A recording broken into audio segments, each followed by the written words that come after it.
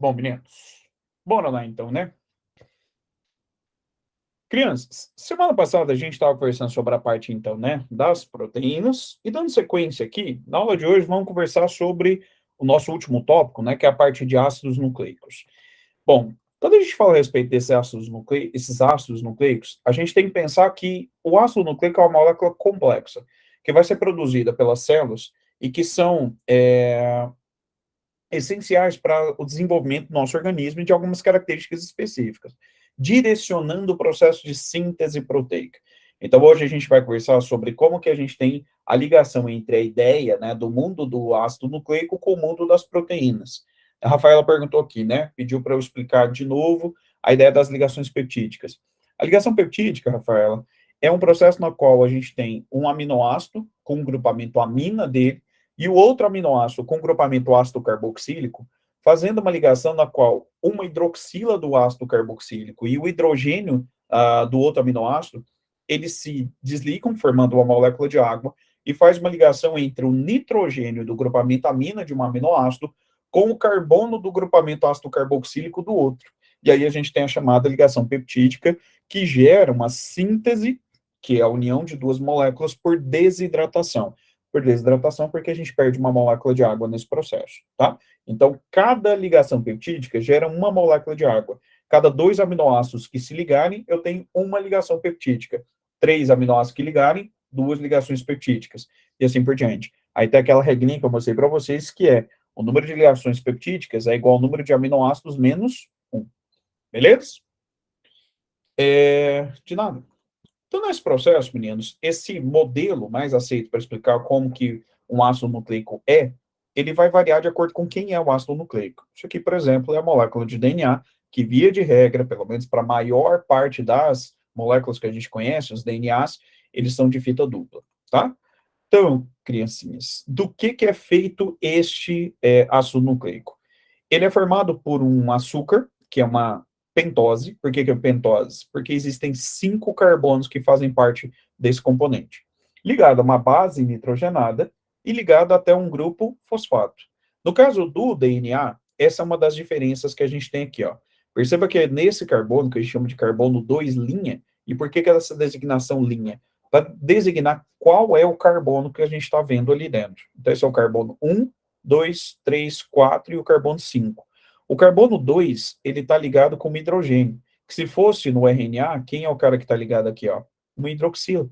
Então, aqui eu tenho uma hidroxila, aqui eu tenho só um hidrogênio. O que aconteceu com o oxigênio aqui? Ele foi removido. Como é que é o processo de remoção do oxigênio? Desoxi. E esta molécula é a desoxirribose. Enquanto esse aqui, a ribose. Tranquilo? Então, qual é a diferença que eu tenho entre esses dois carinhas aqui, ó? Só a hidroxila no carbono 2', que diferencia a estrutura química de uma ribose para uma desoxirribose, tá? O DNA é o ácido desoxirribonucleico, enquanto o RNA é o ácido ribonucleico. Só que as siglas são em inglês, né? Então, DNA é de Deoxyribonucleic Acid, tá? E RNA de Ribonucleic Acid, tá? Professor, que é isso, hein? Gastando inglês aqui com a gente. Ó, brincadeiras à parte, criatura, tome cuidado, porque alguns vestibulares, ao invés dele colocar a sigla em inglês, ele vai colocar a sigla em português. E aí você vê lá, né, a sigla falando assim, a molécula de ADN, aí você ficou olhando e fala, que diabo é isso, gente? ADN, ácido desoxirribonucleico, beleza? DNA, se a sigla fosse em inglês, né? Gastando mais uma vez de deoxyribonucleic acid, tá? O DNA é mais instável do que o RNA? Pelo contrário, tá, Vitória? Normalmente o RNA é mais instável do que o DNA. E por quê? DNA normalmente é fita dupla. O RNA normalmente é fita simples. Certinho? Sobre esses ácidos nucleicos, então, no DNA e no RNA, existe uma outra diferença, que são as bases nitrogenadas que ali estão presentes. No DNA, quem são as bases? Adenina, guanina, timina, ou timidina, né? Em alguns livros você vai ver isso aqui, e citidina, também chamado de citosina. Então, adenina, guanina, citosina e guanina. Já no caso do RNA, existe a presença de quem? Da uracila, tá? Então, a gente tem adenina, guanina, citosina e guanina, adenina, timina, citosina e guanina em DNA. Já no RNA, tira a timidina, tira a timina e coloca a no lugar, tá?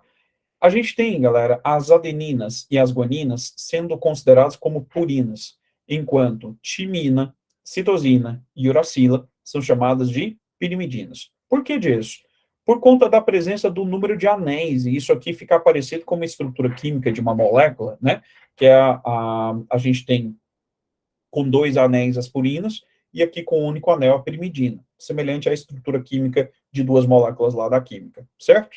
Sempre, regra, eu tenho um pareamento de uma purina com uma pirimidina. Então, a adenina, parei com quem, por exemplo? Com a timina. A citosina, parei com guanina. Se for no RNA, o que vai acontecer? A adenina vai parear com uma uracila e formar pontes de hidrogênio, ou ligações de hidrogênio entre essas moléculas ali. Nesse processo, essa ligação que é feita, né, dos nucleotídeos, a gente tem essa designação, ó. Esse carbono vai ficar ligado a uma base nitrogenada. E aí a gente tem esse carbono que está ligado à base, chamada de carbono 1' fazendo uma ligação chamada de N-glicosídica. N por conta desse nitrogênio que está ligado até esse carbono. Outra, existe o grupo fosfato. Amém. A ligação que acontece entre o fosfato e a pentose, ela é feita por uma ligação que a gente chama de fosfodiéster, que acontece entre o carbono 5 de uma pentose com o carbono 3 da outra pentose para fazer esse processo de ligação. De forma, então, que para formar esse DNA e esse RNA, a gente precisa que esses nucleotídeos eles sejam unidos. E nesse processo, a gente tem uma ligação fosfodiéster que sempre vai acontecer entre este carbono, o carbono 3, e esse carbono aqui da base de baixo, né, ou melhor, do nucleotídeo de baixo, que é o carbono 5. Veja que o fosfato, ele fez uma ligação com o carbono 3 e ele fez uma ligação com o carbono o quê? 5, aqui embaixo. O mesmo fosfato fez essa ligação fosfodiéster. Só que veja, galera, que aqui em cima, quem é o cara que está livre? O carbono 5. Aqui embaixo, quem é o carbono que está livre? 3. E essa é uma designação que a gente vai usar muito para os ácidos nucleicos. Ah, 5 linha, 3 linha, o que é isso? É qual carbono que está livre naquela extremidade. Se a ligação sempre é do 3 com 5, sempre de um lado eu vou ter o 5 livre e do lado oposto o 3 vai estar livre, tá? Para que a gente consiga construir essa molécula. Via de regra, outra regrinha a respeito de ácidos nucleicos. O processo sempre vai ser estendido de 5 linha para 3 linha. Eu nunca consigo fazer a ligação ao contrário, né, no sentido de 3 para 5. Sempre é do carbono 5 para o carbono 3. Tá? A gente tem, então, sempre uma extremidade hidroxila livre, né, na região ali de um dos carbonos, com a outra, né, ligada até esse grupo fosfato. A gente tem hidroxila e na outra a gente tem um carbono 5 linha, né, com fosfato, e na outra hidroxila no carbono 3, gerando essa direção de 5 linha para 3 linha. Ok? As bases nitrogenadas que a gente tem, então, adenina, guanina, timina, citosina, uracila, se diferem pela estrutura química. E essa diferença da estrutura química vai permitir um pareamento de bases específicas que vai variar entre as moléculas. No caso do DNA, a gente tem em 1953, o Watson e o Crick fazem a descrição dessa estrutura tridimensional, parênteses, com auxílio crucial de uma cientista chamada Rosalind Franklin, que é uma das maiores injustiças da história da ciência. A Rosalind Franklin, ela diz, através da análise, né, de amostras em DNA e em raio-x. Só que a difração de raio-x que ela fez, ela não publicou. Inclusive, o Watson, né, esse aqui, ele tem algumas cartas deles em Franklin, do tipo assim, como é que a mulher deixa aquele engavetado, enfim. E isso gera um artigo que é o mais citado na história da ciência, né? É um artigo pequeno, ele tem uma página e meia apenas, e nem é citada no artigo, sendo que ela foi a responsável por descrever essa estrutura tridimensional que o DNA tem, como duas coladas no mesmo eixo, formando essa estrutura com uma rotação à direita, tá? Tenso, cara, muito tenso, né? O DNA, o Watson, só uma curiosidade, ele perdeu boa parte dos títulos dele recentemente. né, mas ele tem algumas falas extremamente preconceituosas, né, e aí existe uma das falas dele em que ele fala a respeito. Tá travando pra vocês? Oi, oi. Ué, aqui para mim não apareceu nada, não. Normalmente, quando fica travando, ele dá o aviso, né? Falando que agora voltou. Beleza. Qualquer coisa vocês mandam aí. Enfim, ele perdeu boa parte dos títulos, inclusive ele tinha o título de professor honorário da Universidade de Oxford. Ele perdeu tudo por conta de algumas falas preconceituosas que ele já teve. O pareamento, então, sempre é de uma purina com uma pirimidina. No caso do DNA, adenina com timina, citosina com guanina. Então, ó, se de cá é A, do outro lado quem é? T. Se aqui é C, do outro lado quem é? G. Sempre vai ter esse pareamento dessa forma. A gente tem essas possibilidades, então, né, de ligações por conta do número de pontos de hidrogênio. E aí perceba, adenina e timina, quantas ligações de hidrogênio elas formam? Duas. Enquanto citosina e guanina formam 3 pontos de hidrogênio. Isso dá estabilidade. Então, tinha alguém até que tinha me perguntado aqui mais em cima, né, falando assim que a Vitória, se o DNA ele era mais instável do que o DNA. Não. E justamente por conta disso aqui, ó, a estabilidade da molécula de DNA é garantida por conta da dupla fita. E uma vez que existe essa dupla fita, o que isso traz de característica ali?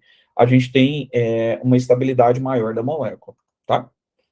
A dupla hélice ela vai ser mantida também por interações hidrofóbicas, que fazem com que as partes internas se escondam, entre aspas, dentro da dupla hélice, garantindo, então, aquela torção característica que a molécula de DNA tem.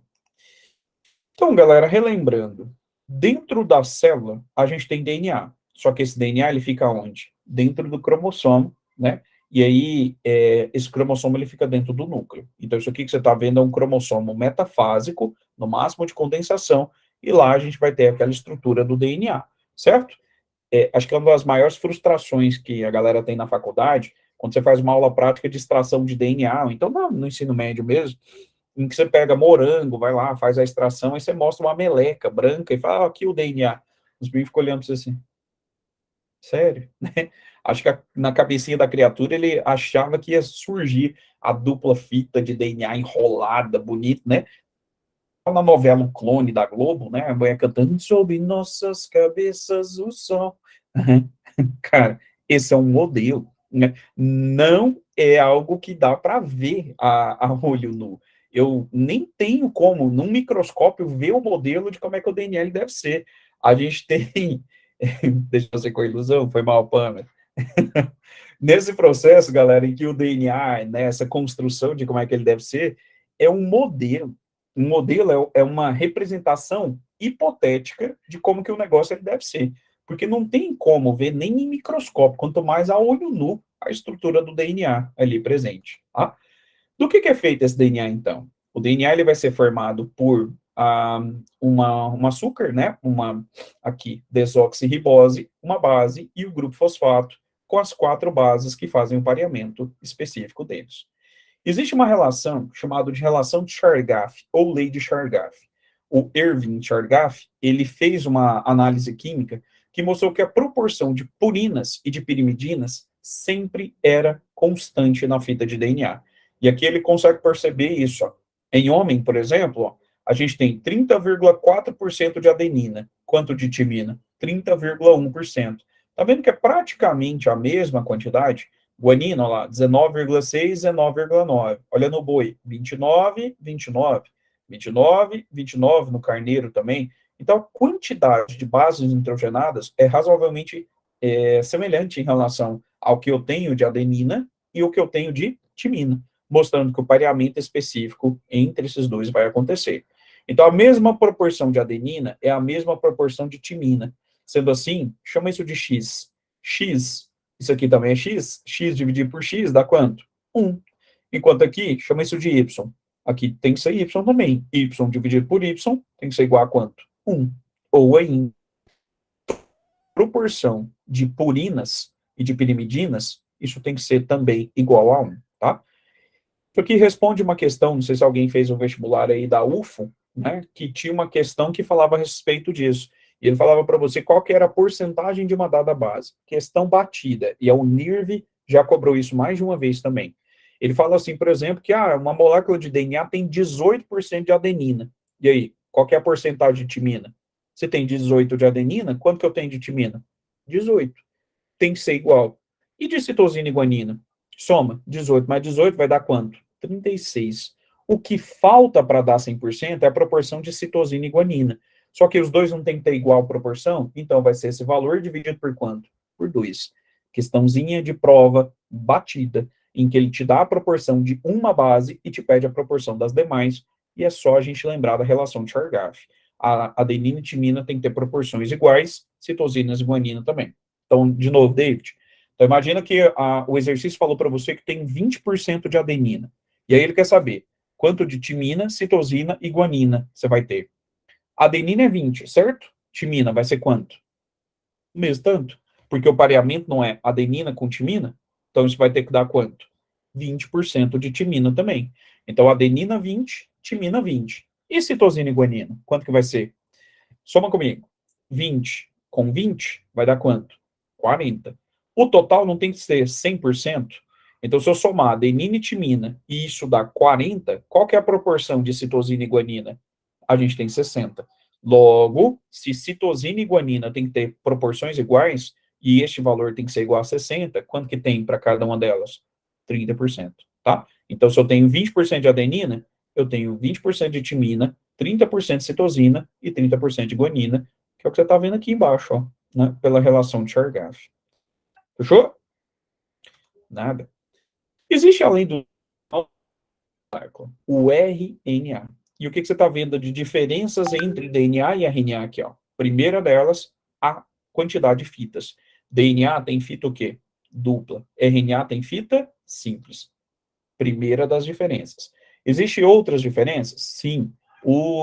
As bases aqui, ó, no RNA, quais são elas? Citosina, guanina, adenina e uracila. Enquanto lá no DNA, citosina, guanina, adenina e timina. Então, eu tenho timina presente aqui, adenina aqui, guanina e citosina presente nessas aqui. Existe uma outra diferença também. Qual que é? Que a gente já tinha conversado aqui anteriormente. A outra diferença é qual que é a pentose que está presente no DNA? A desoxirribose. Enquanto no RNA, quem está presente? A ribose. Tranquilo? Então, galera, o ribonucleotídeo, a gente tem diferença aqui e diferença no número de fitas, certo? Esse é o ribonucleotídeo. Ele tem a presença de uma hidroxila, que se fosse uma desoxirribose seria só um hidrogênio. Aqui a gente tem uma hidroxila. E a outra diferença é a uracila, que é o RNA, então, é o outro tipo de ácido nucleico. E quais são os tipos de RNAs que a gente tem, meninos? Principais. Mensageiro. Para que serve esse RNA mensageiro? Ele carrega a informação de quem? Do núcleo para o citoplasma, trazendo a informação do núcleo para a produção de proteínas. Existe o RNA transportador, ou RNA-T. O que esse RNA transportador faz? Carrega esse carinha aqui, ó. Quem que é esse carinha? Um aminoácido. E existe o RNA ribossômico. Qual que é a função que esse RNA ribossômico tem? Ele compõe o ribossomo e faz a síntese proteica. Esses três caras irão interagir entre si na hora de formar a proteína, em um processo chamado de tradução. Então, o RNA mensageiro carrega a informação do núcleo para o citoplasma, o transportador carrega o aminoácido e o ribossômico carrega, ou compõe, melhor dizendo, o próprio ribossomo e catalisa a ligação entre as proteínas, certo? Só que, além desses, existe um outro tipo de RNA. Na verdade, uma outra classe de RNAs, chamados de microRNAs. Os microRNAs, ou RNAs não codificadores, eles têm funções que a gente ainda não consegue compreender muito bem, mas a gente sabe que eles estão relacionados com expressão, né, a interferência da expressão sobre o RNA, e eles atuam também como enzimas, chamadas, né, de ribozimas.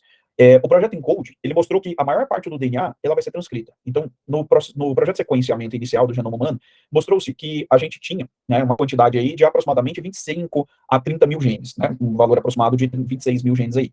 E a codificação, pela análise que foi feita, mostrou que 3% apenas do DNA é que codificava para proteínas. E aí o que o pessoal chamou? Essa outra região que não codifica para proteína. Deu-se o nome de DNA lixo, ou junk DNA. Atualmente a gente sabe que de lixo isso não tem nada, tá? Na verdade está envolvido com outras funções, como por exemplo a regulação.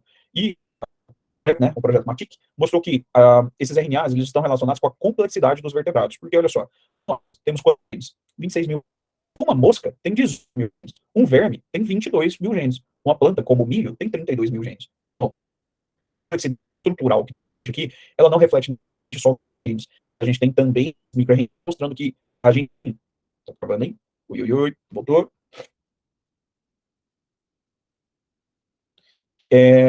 A gente tem essa complexidade sendo formada diretamente por uma ação dos RNAs não codificadores, né, ou microRNAs presentes ali.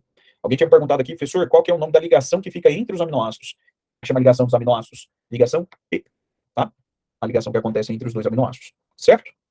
Tranquilo? Isso aqui, galera, é uma das áreas da biologia molecular que mais cresce. Tem alguns medicamentos em desenvolvimento baseados em microRNAs. Tem um, por exemplo, que promete curar a gripe em questão de menos de um dia, que é um spray com microRNAs que se liga até o RNA mensageiro do vírus da gripe e bloqueia a tradução das proteínas do vírus. Se você bloquear a tradução do vírus, evita o processo de replicação desse vírus dentro do organismo e faz com que a gripe seja debelada em um dia. Ah, professor, que massa! Quando é que isso vai chegar ao mercado? Ainda deve demorar um pouquinho, principalmente porque tem que tomar muito cuidado. Porque se a gente fizer um bloqueio de síntese proteica do vírus, beleza, o vírus deu ruim, mas pra gente nada. Agora, se por algum motivo esse mesmo microRNA se ligar a uma proteína, a síntese de uma proteína humana, você espreme esse negócio no nariz e bloqueia a sua síntese proteica. E aí você vai matar o vírus? Vai. E quem também? Você, dependendo do processo, né? Que você vai inibir. Então esse remédio tinha que ter outro nome. Como é que a gente tem que chamar esse troço? Veneno. Então, não, a coisa não é tão simples aí de ser feita, certo? Beleza? Então, comparando, o que a gente tem? DNA, fita dupla, RNA, fita simples. Mas a Vitória até mandou aqui no chat, professor, também tem RNA, fita dupla, não tem? E aí, sim ou não, galera? Tem RNA, fita dupla? Tem. Onde é que eu tenho DNA, fita simples, e RNA, que pode ser fita dupla? Tem. Alguns tipos de vírus têm DNA, fita dupla, e existe RNA, fita simples, e fita dupla também na presença aí desses vírus. Então, o vírus pode ter tanto DNA quanto fita dupla ou simples. E na maioria das questões, a gente parte da premissa de que DNA é dupla, RNA é fita simples. O açúcar aqui é ribose enquanto aqui é ribose, e a complementariedade de bases, adenina com timina, citosina com guanina, adenina com uracila, citosina com guanina. Tranquilo? Bom, meninos, sabendo então do que é feito nossos ácidos nucleicos, eu consigo discutir com vocês sobre alguns processos em biologia molecular.